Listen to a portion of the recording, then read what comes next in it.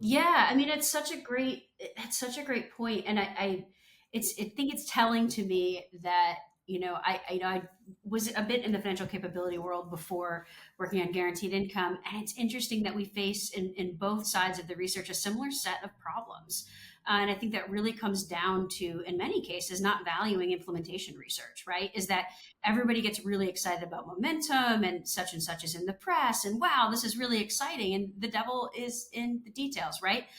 Especially because we know we're living in a time of austerity where we do have support on both the right and the left for unconditional cash, but the motivation is really different. We don't figure out the architecture, like what are the key ingredients that it's going to take to make these programs actually fly in the real world.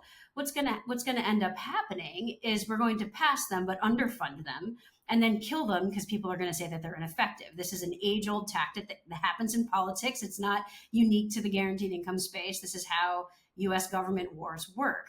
And so part of what we're trying to do is to really drill down and say, what are the expectations here? I mean, if it's useful, I can tell you a little bit about sort of what we do know about those key ingredients at this point.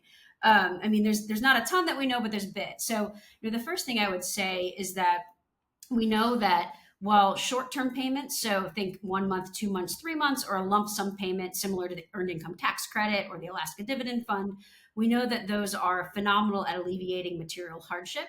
But that's really where it stops. And so, that's good, right? We want people to have more funds in their pocket to be able to pay for basic goods. But we know that it really takes a minimum of 6 months of recurring, predictable payments to start to see any type of change in financial well being, for instance, or in anxiety, depression, more of those like stressors, right? So if we think about the logic behind GI, really the logic is driven by, I mean, beyond kind of the no strings attached piece, is really driven by this notion that income volatility, so when your money's going up and down every month, is moving up the income ladder, right? And so if you're a gig worker, if you're an adjunct professor, if you're a student, even if you're somebody who's making six figures a year, if your cash is unpredictable, it shows up in the body, it shows up in your well-being, and most importantly, you're read differently by the market.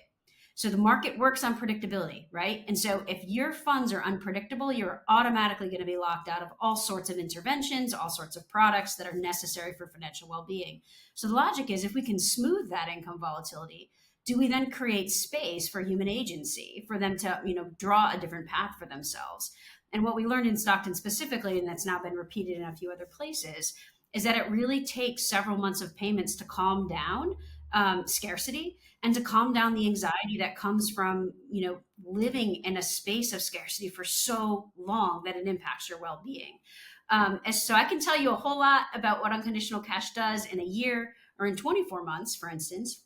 But the reality is we actually don't know yet what happens beyond 2 years. There's a number of experiments, happening around the United States right now that are 3 years in length or 5 years in length.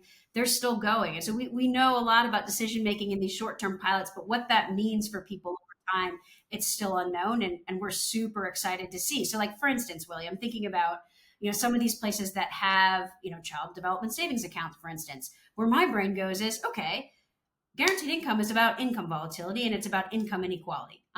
It's not going to fix the wealth gap, right? That's what asset building is for. But what would happen if we had guaranteed income in a place where people had baby bonds or in a place where people had a child development savings account?